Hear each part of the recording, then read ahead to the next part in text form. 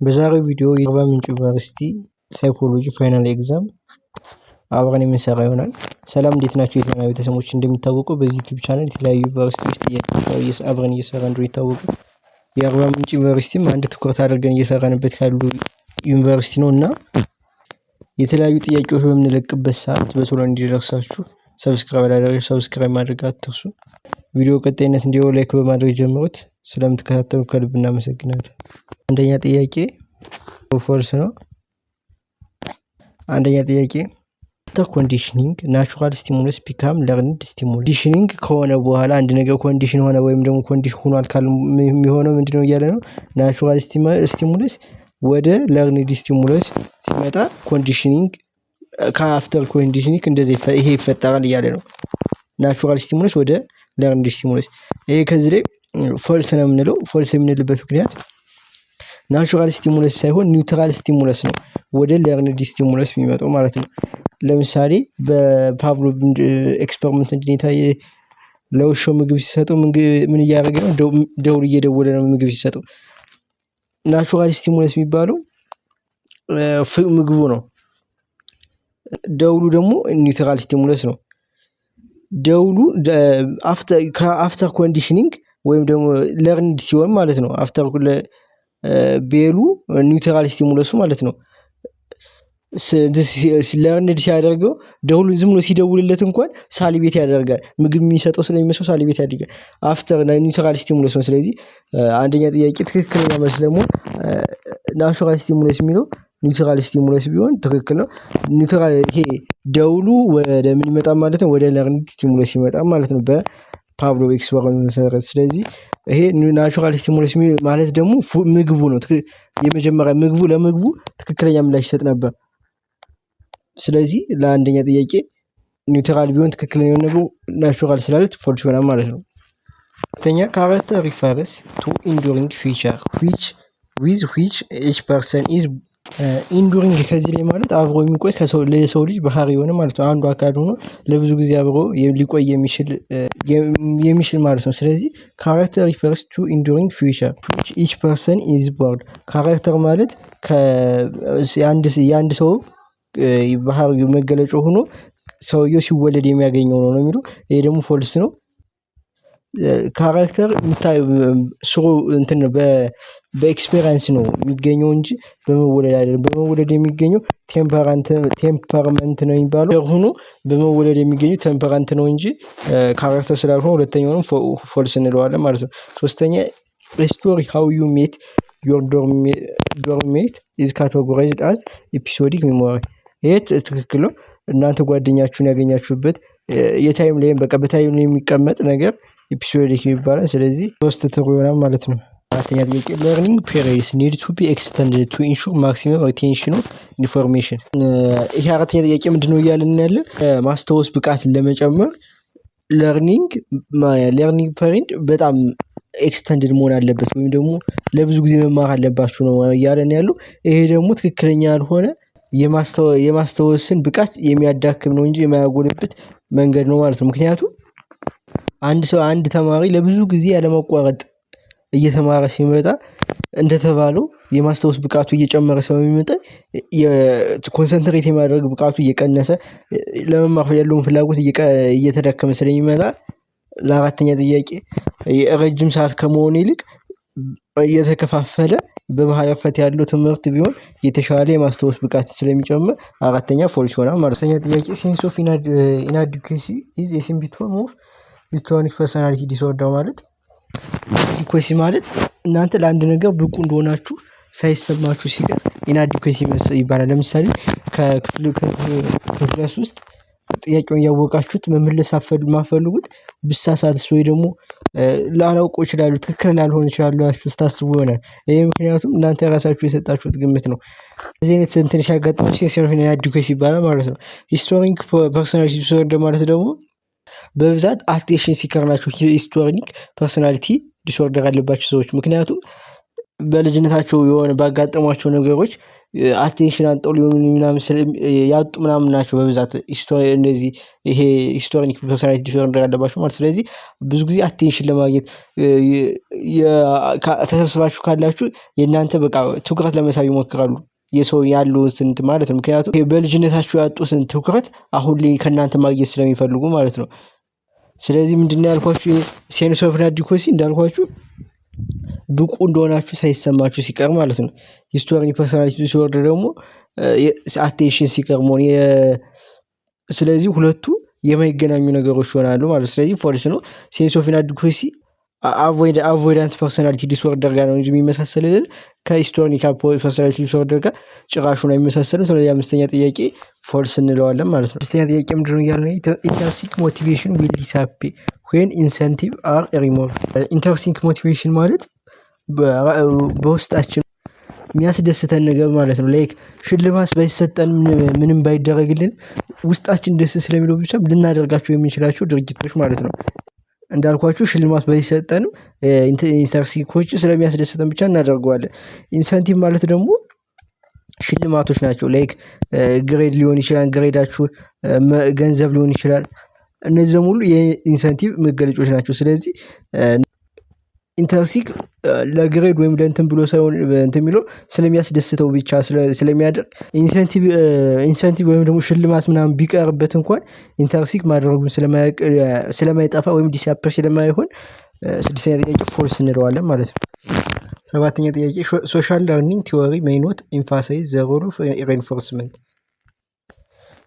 ከዚህ ላይ ሶሻል ለርኒንግ ማለት ብዙ ጊዜ የሚካሄደው ጀስት ኦብዘርቭ በማድረግ ነው። ሰዎችን በማየት አካባቢን በማየት ሰዎች ሲማሩ ማለት ነው። ላይክ ቋንቋ ምናምን ስትማሩ መጀመሪያ በህፃንነታችሁ ስትማሩ ቋንቋ ሽልማት ወይ ምናምን የተሰጣችሁ አይደለም። ኦብዘርቭ ታደርጋላችሁ አካባቢያችሁ። ከዛ በኋላ እንዴት እንደለመዳችሁትም አታውቁትም። ሬንፎርስመንት የተለያዩ ሬንፎርስመንቶችም የሉም። ስለዚህ ይሄ ሶሻል ለርኒንግ ቲዎሪ ሬንፎርስመንትን ብዙም ትኩረት አያደርግበትም። ትኩረቱ ኦብዘርቬሽን ነው። በኦብዘርቭ በማድረግ አካባቢን በማየት ትምህርት ቀስሙ ይሄ ሶሻል ለርኒንግ ይባላል ማለት ነው። ስፔሲፊክ ፎቢያ ኢንቮልቭስ ፊር ኦፍ ኢንተራክቲንግ ዊዝ አዘርስ። ስፔሲፊክ ፎቢያ የሚባሉት ላይክ ስፓይደር የሆነ ሸረሪት የሚፈሩ ሰዎች አሉ፣ ከፍታ የሚፈሩ ምናምን፣ እነዚህ ስፔሲፊክ ፎቢያ ነው የሚባሉት። ኢንተራክቲንግ ዊዝ አዘርስ ሶሻል ፎቢያን በመባል ነው የሚታወቁ። ስለዚህ ስፔሲፊክ ፎቢያ በሌላ አነጋገር የኢንተራክቲቭ ዊዝ አዘር የስፔሲፊክ ፎቢያ ክፍል አይደለም ማለት። ስለዚህ ስምንተኛ ጥያቄ ፎልስ ይሆናል ማለት ነው። አዛምድ ጊቪንግ ፕሎሲብል ሪዝን ማለት ሊመስል ወይም ሊታመን የሚችል ምክንያት ማስቀመጥ ስትችሉ ጊቪንግ ፕሎሲብል ሪዝን ይባላል ማለት ነው። ይሄን ደግሞ ከራሽናላይዜሽን ጋር እናመሳስለዋለን። ራሽናላይዜሽን ማለት አንድ ሰው ስህተት ወይም ደግሞ ጥፋት የሆነ ነገር ሰርቶ ስትሉት በማህበረሰቡ ዘንድ ወይም ደግሞ ትክክል የሚመስል ምክንያታዊነት ይሰጣችሁ። ለምሳሌ አንድ ተማሪ ግሬዱ ዝቅ ሲል ለምንድን ነው ግሬድ ዝቅ ያለው ማታነብ ምናምን ሲሉት አይ ዋናው እውቀቱ ነው እንደዚህ የሚል ከሆነ ይሄ ራሽናላይዜሽን ነው። ምክንያቱም የሆነ ሊመስል የሚችል ነገር ግን የአንዱ የዲፌንስ ሜካኒዝም የሆነ ራሽናላይዜሽን ይባላል ማለት ነው። ዲስፕሌይንግ ቻይልዲሽ ቢሄቪየር ማለት የህፃን ባህሪ ማሳየት ማለት ነው። ይሄ ደግሞ ከሪግሬሽን ጋር ይያያዛል። ሪግሬሽን ማለት አንድ ሰው ጭንቀት ወይም ደግሞ በጣም ከአቅሙ በላይ ሲሆንበት አንድ በህይወት ውስጥ የሆነ ከባድ ነገር ሲያሳልፍ ሪግሬሽን ይፈጠራል። ሪግሬሽን ማለት ተቀበሉት ማስችሉት ነገር በህይወታችሁ ሲፈጠር የህፃን ባህሪ በማሳየት ዲፌንስ ሜካኒዝም ሊሆን የምታደርጉ ለምሳሌ ውጤታችሁ በጣም ዝቅ ሲልባችሁ ካለቀሳችሁ ሰው ወይም ደግሞ ሰው ማናገር ካፈልጋችሁ ይሄ የዲፌንስ ሜካኒዝም ነው። ይሄ የህፃን ባህሪ ነው። እንደ ህፃን ልጅ ነው የምትሆኑት ማለት ነው። ማልቀስ የህፃን ባህሪ ስለሆነ ወይም ደግሞ ዝም ማለት ከሰው የሆነ ነገር ሲቀርበት ዝም የሚለው ምናምን ህፃን ልጅ ስለሆነ ይሄ የህፃን ልጅ ባህሪ የህፃን ልጅ ባህሪ ያሳየ ይባላል ማለት። ስለዚህ ዲስፕሌይንግ ቻይልዲሽ ቢሄቪየር ማለት ደግሞ የህፃን ልጅ ባህሪ ማሳየት ነው። ሪግሬሽን ደግሞ ለሱ ትክክለኛ መልስ ይሆናል ማለት 11ኛ ጥያቄ ቢሊቪንግ ዘ ኦፖዚት ይሄ ሪያክሽን ፎርሜሽን ነው ቢሊቪንግ ዘ ሪያክሽን ፎርሜሽን ማለት 11ኛ ጥያቄ ቢሊቪንግ ዘ ኦፖዚት ነው ሪያክሽን ፎርሜሽን ማለት ሪያክሽን ፎርሜሽን እንደምታውቁት አንድ ነገር በኦፖዚቱ ስታደርጉት ማለት ነው ለምሳሌ በአለቃችሁ ተናዳችሁ ምናምን የሆነ እንደ ጥሩ ሆናችሁ ብቻ የግዳችሁን ጥሩ መስላችሁ ስትታዩ ይሄ ቢሊቪንግ ዘ ኦፖዚት ነው ስለዚህ ደግሞ ለዚህ ደግሞ ሪያክሽን ፎርሜሽን ነው ቢሊቪንግም ዘ ኦፖዚት ስለሆነ 11ኛ ጥያቄ ሪያክሽን ፎርሜሽን ይሆንልና ማለት ነው 12 ቴኪንግ አንገር አውት ኦን ኢኖሰንት ፓርቲስ ኢኖሰንት ማለት ጥፋተኛ ያልሆነ ወይም ደግሞ በደለኛ ያልሆነ ያለ ጥፋቱ ማለት ነው ቴኪንግ አንገር ንዴታችሁን ጥፋተኛ ያልሆነ ደግሞ ወይም ደግሞ ያልበደላችሁ ላይ ስትወጡ ምንድነው የሚባለው ይሄ ዲስፕሌስመንት ነው ዲስፕሌስመንት ማለት በደላችሁ ሰው ወይም ደግሞ ያጠፋው እናንተን የሆነ ነገር ያገባችሁ ሰው መቆጣት ወይም ደግሞ እንትን ማለት ስለማትችሉ ልትቆጡት የምትችሉትን ሰው ንዴታችሁን ስትወጡበት ይሄ ዲስፕሌስመንት ይባላል ማለት ነው ስለዚህ 12ኛ ጥያቄ ቢ ዲስፕሌስመንት ይሆናል ማለት ነው ሃይዲንግ ትራውማቲክ ኢቨንትስ 13ኛ ጥያቄ ሪፐርሽን ማለት ልጅነታችን የሆነ ችግር የደረሰብን ምናምን ሊኖር ይችላል እነዛን ነገሮች ላለማስታወስ መሞከር ወይም ደግሞ መደበቅ ማለት ነው ትራውማቲክ ማለት ደግሞ መጥፎ ትዝታ ማለት ነው ስለዚህ ሃይዲንግ ትራውማቲክ ኢቨንት ስለሚለው ኤ ሪፐርሽን ትክክለኛ መልስ ይሆናል ማለት ነው 14ኛ ጥያቄ which of the following statement is true about learning a learning is innate b learning involves acquiring new information and skill c learning is always a positive experience d learning can be temporary or permanent learning is involves acquiring new information and skill የሚለው ትክክለኛ መልስ ነው ሌሎች ለምን አይሆንም የሚለው learning is ትምህርት ማለት በተፈጥሮ የምናገኘው ነው ማለት ነው እያለ ነው a learning is innate ማለት በተፈጥሮ ማለት ነው ስለዚህ እሱን እንጥለዋለን ማለት በተፈጥሮ የሚገኝ ትምህርት አይባል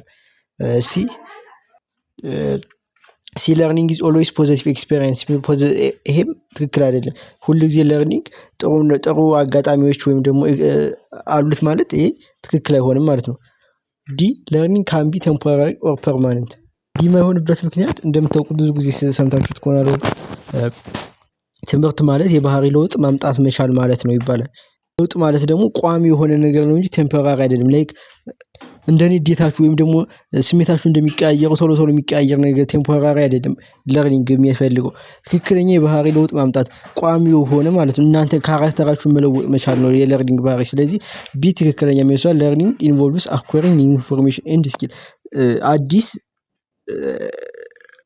እውቀትና ልምድ ማግኘት መቻል ትምህርት ይባላል 15ኛ ጥያቄ student practice playing the piano for several months and become proficient this situation demonstrate which aspect learning a the relatively permanent change in behavior that occurs through learning b the role feedback and evaluation in assessing learning process c the importance of motivation and presence in learning process d the influence of social interaction and collaboration on learning outcomes ጥያቄው ምንድነው ያለና አንድ ተማሪ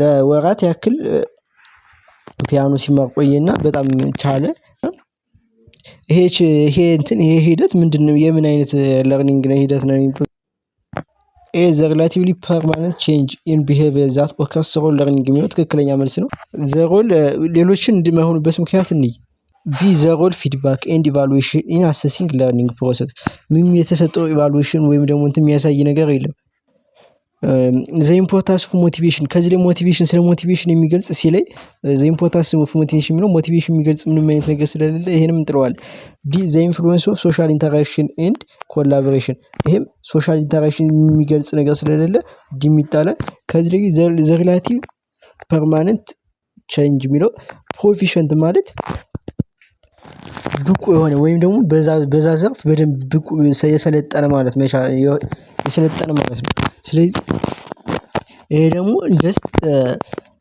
ምንድነው ቼንጅ ነው ለውጥ ነው ምን አይነት ለውጥ ፐርማነንት ቼንጅ ነው ሪሌቲቭሊ ያለበት ምክንያት ደግሞ ይሄ ልምድ ከጊዜ ወደ ጊዜ ፕራክቲስ ማያደርገው ከሆነ ፌድ እያደረገ ስለሚመጣ 100% ፐርማነንት ማለት አንችልም ማለት። ስለዚህ ይሄ ትክክለኛ መልስ ይሆንልናል።